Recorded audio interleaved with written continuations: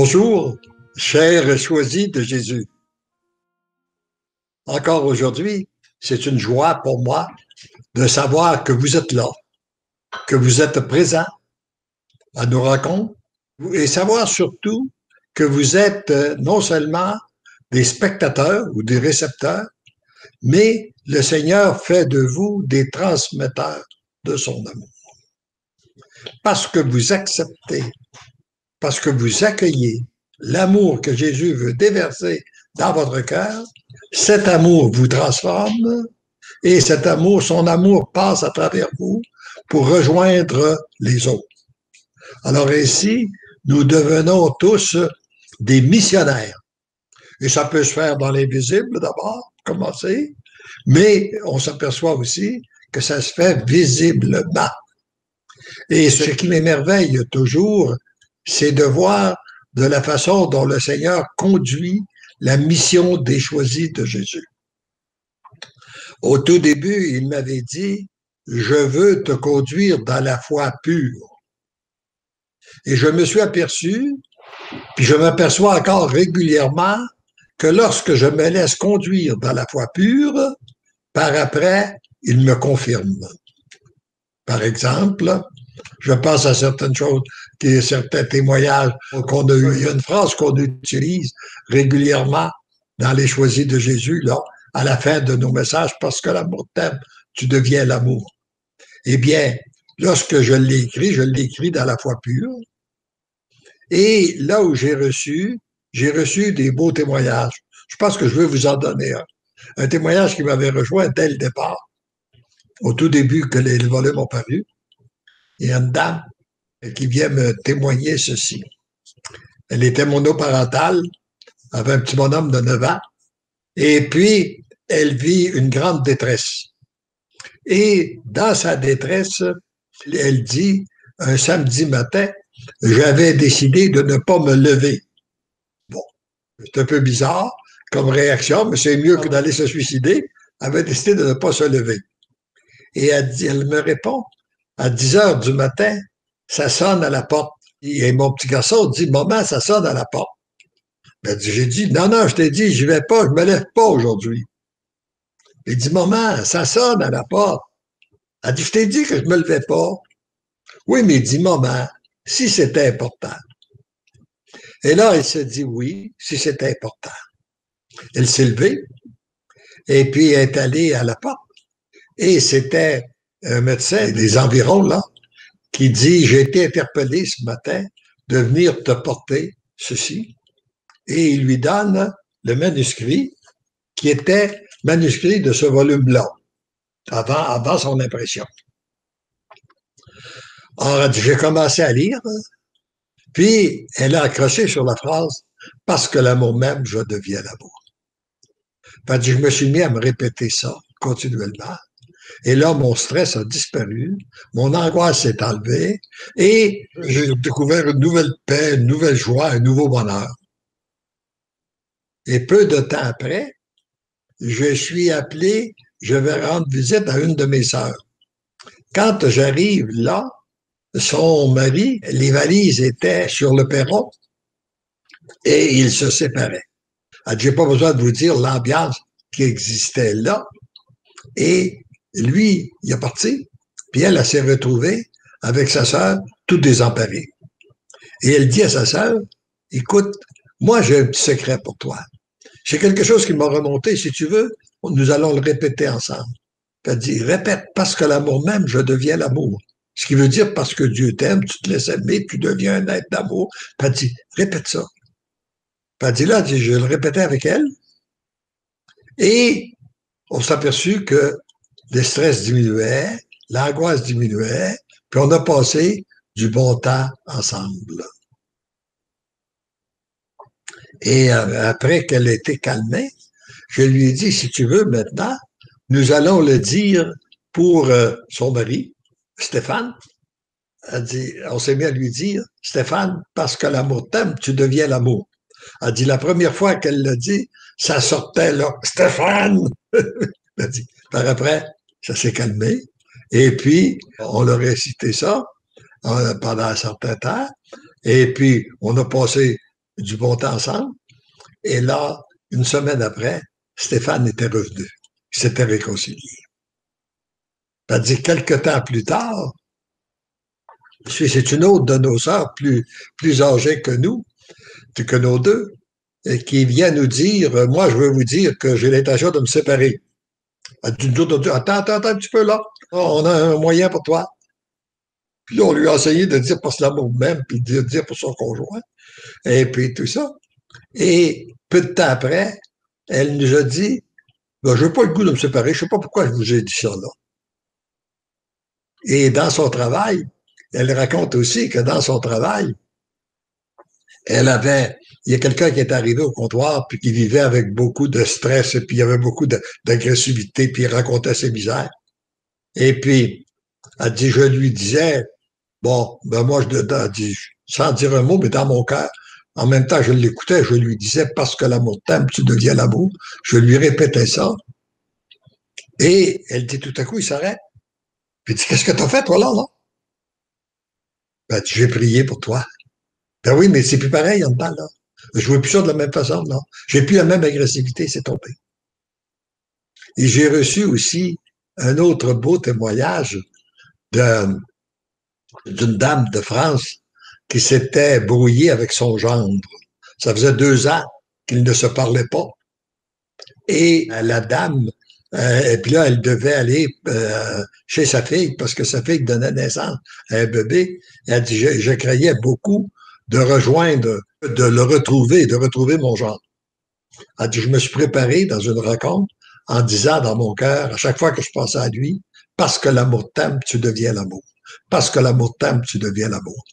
Elle dit, quand je suis arrivé là, à ma grande surprise, dès que je l'ai vu, il y a un flot d'amour dans mon cœur qui a monté pour lui. Et nous avons eu, lui a dit au début, il était un petit peu réticent, mais a dit, ça nous a amené, ça nous a conduit à avoir une belle rencontre, une belle conversation qui a duré 2 heures, puis on s'est réellement réconciliés. Alors, voyez-vous, le Seigneur met quelque chose dans le cœur, puis il nous confirme par des tests des tierces personnes. Et il fait ça depuis l'arrivée de la mission, depuis 99, que je suis témoin de ça.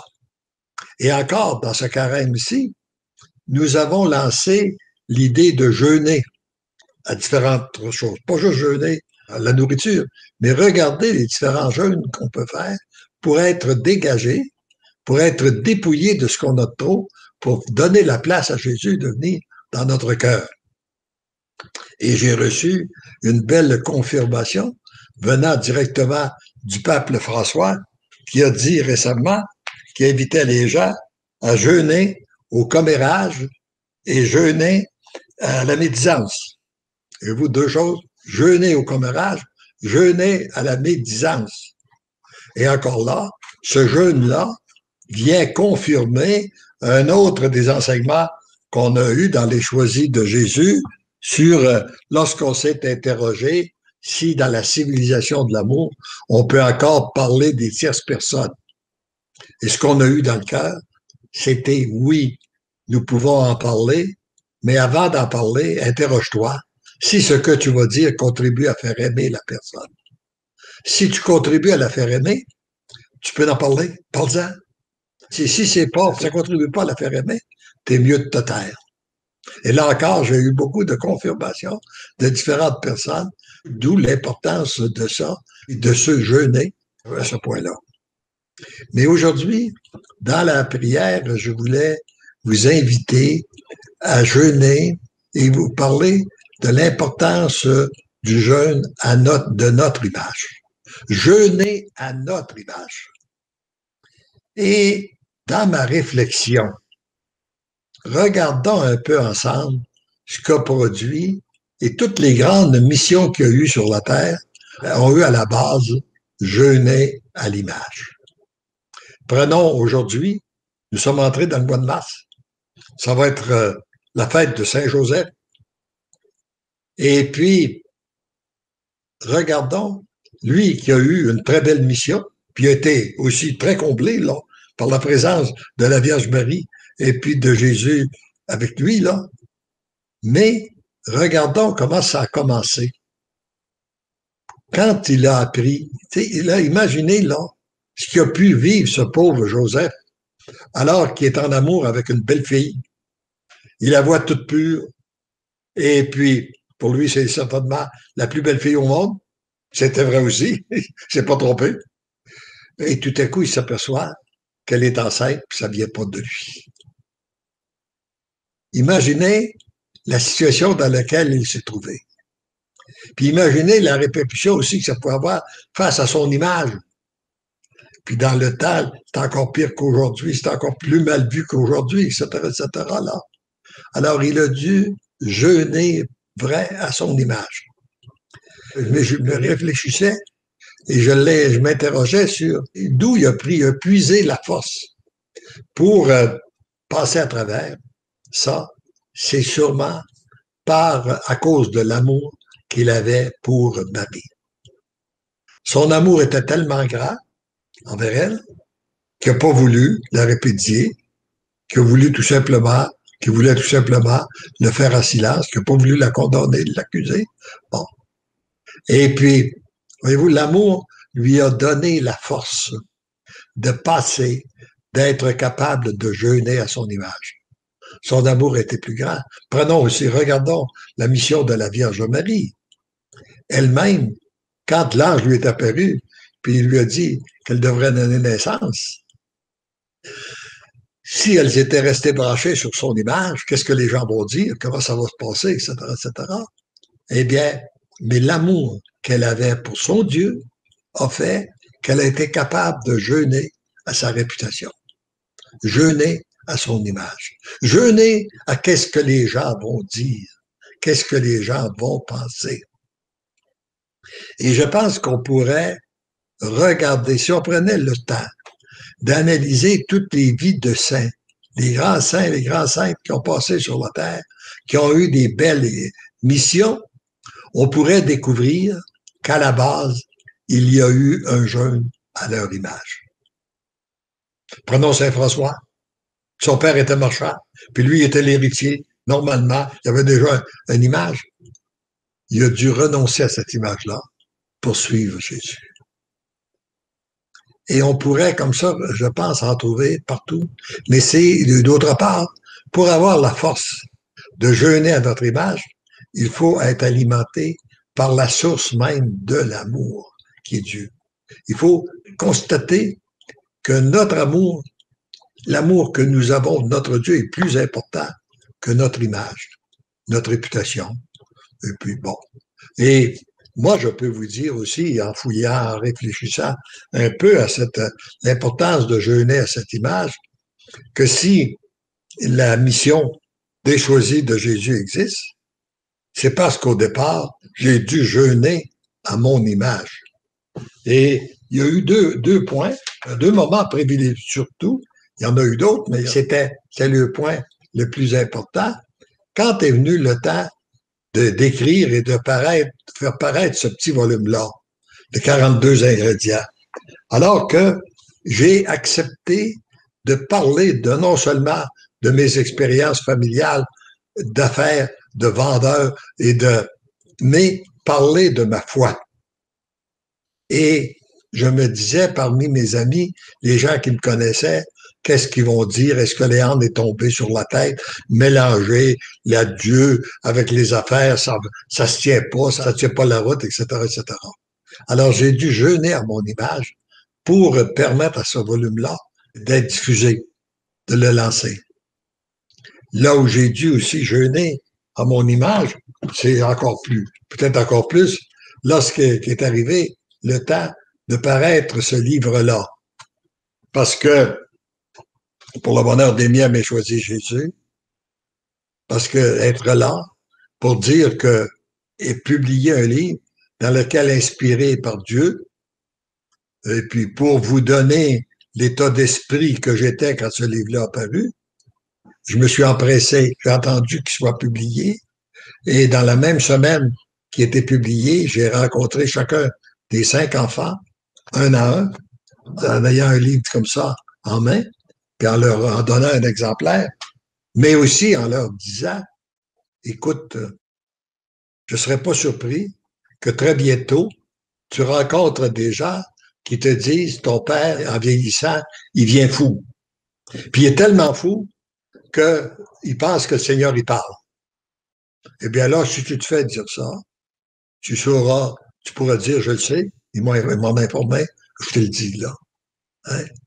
Alors, voyez-vous, c'est que l'importance de jeûner à notre image et de demander, de se brancher sur l'amour de Dieu pour, après, qu'il puisse se passer à travers nous.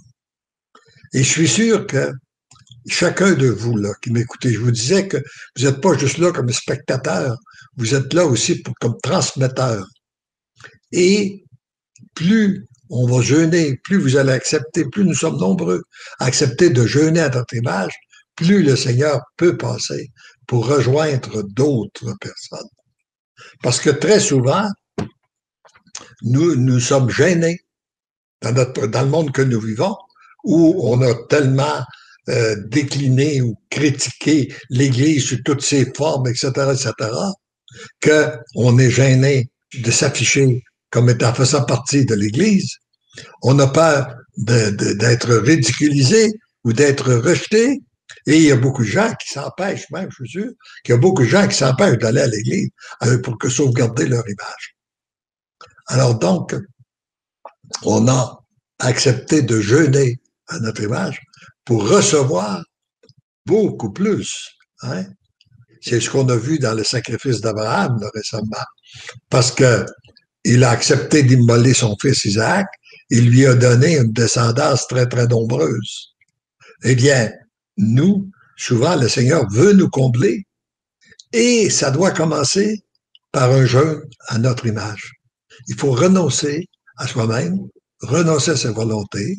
Et on a eu des belles confirmations aussi par les différents témoignages que vous avez eu des Facebook Live depuis une semaine, là, sur différentes façons. Chacun a fait ses propres expériences dans lesquelles on vous raconte l'importance du jeûne, l'importance de se renoncer, de renoncer à soi-même, de renoncer à ses idées, à sa volonté pour accomplir la volonté de Dieu. Alors donc, je vous invite à jeûner à votre image. Vous n'êtes pas obligé. Mais je voulais faire cette réflexion parce que pour moi, elle est fondamentale dans le cheminement de foi. Et pour que la civilisation de l'amour se mette en marche, pour qu'il y ait de plus en plus de gens transformés sur la terre par l'amour de Dieu, nous avons besoin qu'il y ait de plus en plus de gens qui renoncent à leur image, à la suite de la Vierge Marie, à la suite de Saint Joseph, comme on l'a vu, à la suite de tous les saints et les martyrs qui ont passé dans notre Église depuis 2000 ans. Et aujourd'hui, dans la pensée de ce jour, on pourrait voir quelques minutes aussi pour la pensée de ce jour qui nous dit ceci. Mon enfant, accepte ce que tu vis comme étant ce qu'il y a de mieux pour toi en ce moment. Il n'est pas nécessaire que tu comprennes. Cependant, il est nécessaire que tu donnes ton oui total et sans condition, que tu acceptes que follement je t'aime. Alors, voyez-vous, c'est qu'on n'est pas obligé de comprendre. C'est ça, je pense, que pour suivre Dieu, puis pour renoncer justement à notre image, on n'a pas nécessaire de tout comprendre. Et je suis toujours branché, moi, sur un enseignement que je vous ai déjà dit, que je répète, qu'un médecin m'avait donné. Moi, j'ai eu de la misère avec ma foi toute ma vie, c'est-à-dire jusqu'à 75 ans, parce que je n'arrivais pas à comprendre comment un Dieu si bon pouvait permettre autant de souffrances. Il y a certaines souffrances que je peux comprendre. Par exemple, j'ai péché, j'ai une souffrance pour être purifié, ça je comprends ça. Mais lorsqu'il s'agit de gens qui viennent, un enfant qui vient au monde, qui n'a pas péché puis qui souffre, il y a des souffrances des enfants qui naissent dans des pays sous-développés, dans la misère, et qui souffrent. Ça, je ne pouvais pas comprendre ça. Puis il dit à 75 ans, j'ai accepté que je n'avais pas ce qu'il fallait dans mon cerveau pour comprendre le plan de Dieu. De la même façon que je n'ai pas ce qu'il faut dans mon cerveau pour comprendre que l'espace est infini. On aura beau me le dire, mais moi, dans mon cerveau, ça ne marche pas. Parce que je dis oui, mais après. Ben oui, mais c'est infini. Ben non, mais après, là, hein? Après, non, non, voyez-vous. Il dit à partir du moment où j'ai accepté que je n'avais pas ce qu'il fallait dans mon cerveau pour comprendre le plan de Dieu, je n'ai plus de problème avec ma foi. Et pour moi, ce fut un magnifique enseignement sur l'importance de ne pas comprendre, qu'on n'est pas obligé de tout comprendre, qu'on doit, par exemple, accueillir la situation, souvent sans comprendre, et ce n'est que par après. Comme un peu ce qu'a vécu Joseph et Marie. Hein? C'est sûr qu'au moment où ils ont accepté, ils ont dû accueillir le plan de Dieu, ils ne comprenaient pas. Par la suite, ils ont compris le rôle important qu'ils ont eu sur cette terre en donnant naissance à Jésus. Alors, vraiment, et les grandes missions commencent souvent par des renoncements, par des jeûnes, par donc, et nous avons tous ensemble à demander la grâce à Dieu pour nous permettre de vivre sans comprendre. Comme il demandait dans ce texte-là, accepte, avance sans comprendre, accueille ta situation sans comprendre, bénis sans comprendre. Et c'est ce que je développais la semaine dernière, dans lequel je vous parlais de l'impuissance de la louange. Puis quand j'ai dit on pouvait jeûner à votre prière de demande pour accueillir et transférer des prières de louange, d'action de grâce, ça ne veut pas dire qu'on ne doit pas demander. Jésus a dit demandez, vous recevrez. Puis il n'y a pas de mal à demander, au contraire, on demande. C'est important, par exemple, peut-être qu'il serait important de regarder ce qu'on demande. Et moi, je dirais que la prière peut-être la plus importante qu'on peut, c'est de demander au Seigneur de faire grandir notre foi. Demander la grâce d'humilité. Et dans la grâce d'humilité, il y a le jeûne à notre image. Pour moi, c'est interrelié, ça, l'humilité puis l'image. Là. On a à demander en ces grâces-là. Mais, et puis, plus on peut entrer, et en faisant cette démarche-là, ça nous permet d'être témoins de l'agir de Dieu. Et plus on est témoin de l'agir de Dieu, bien plus on peut entrer dans un mouvement de louange et d'action de grâce. On le loue, on lui rend grâce, puis nous sommes témoins après de d'autres points qu'il réalise. Vous ne trouvez pas qu'on a là un chemin très important et très, très réconfortant de penser que le Seigneur nous utilise. Moi, ce que je trouve merveilleux, c'est parce que Dieu pourrait lui-même tout transformer l'humanité dans un seul moment, je dirais, dans un instant. Il pourrait tout transformer l'humanité, puis il n'aurait pas besoin de nous. Il veut se servir de nous parce qu'il nous aime. Il veut nous faire grandir dans la foi. Il veut nous faire expérimenter ce que produit l'amour. Comme a eu la chance de l'expérimenter la Vierge Marie, Saint Joseph, dans lequel nous allons célébrer ce mois-ci, là.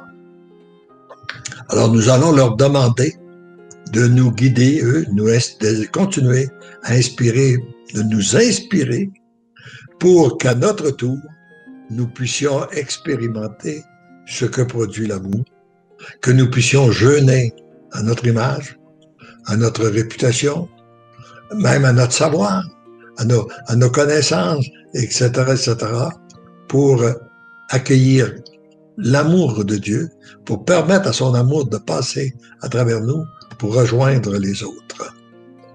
Et là, je pense que on pourrait terminer avec ça en écoutant un chant. Et encore une fois, on passera vos témoignages, vos commentaires, on les passera à l'écran en même temps que nous écoutons le chant « L'amour a besoin d'être aimé » parce que c'est l'amour qui est le plus fort de tout. C'est ce qui est le plus fort au complet, l'amour. Et c'est par l'amour qu'on peut tout avoir, qu'on peut passer à travers n'importe quelle épreuve, n'importe quelle difficulté. Et c'est ce qui est important. Et c'est important qu'on prenne conscience de trois choses. C'est que, d'une part, chacun de nous, nous savons que parce que l'amour nous aime, nous devenons l'amour. Nous savons, tu vas dire aux autres, parce que l'amour t'aime, tu deviens l'amour. Et ensemble, nous pouvons nous répéter, parce que l'amour nous aime, nous devenons l'amour. À la prochaine.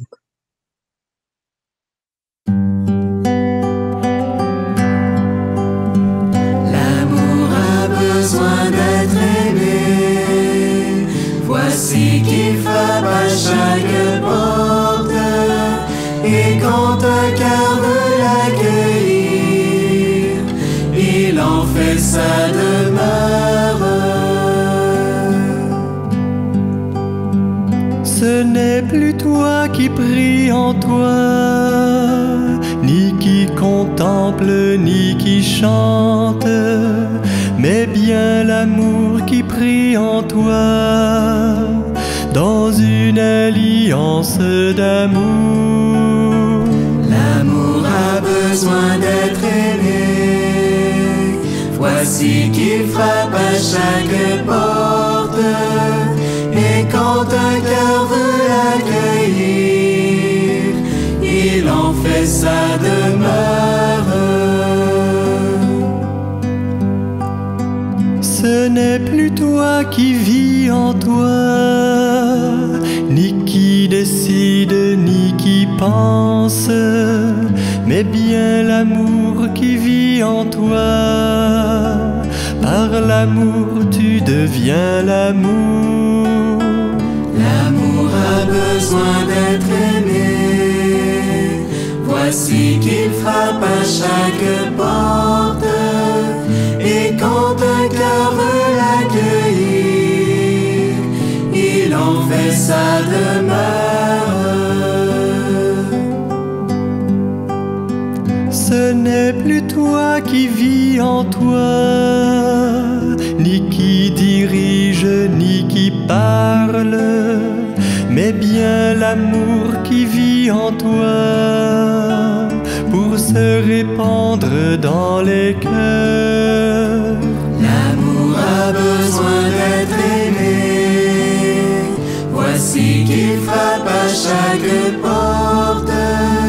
Et quand un cœur veut l'accueillir, il en fait sa demeure. Ce n'est plus toi qui vis en toi, ni qui travaille, ni qui aime, mais bien l'amour qui vit en toi, pour bâtir un monde nouveau. L'amour a besoin d'être aimé. Voici qu'il frappe à chaque porte.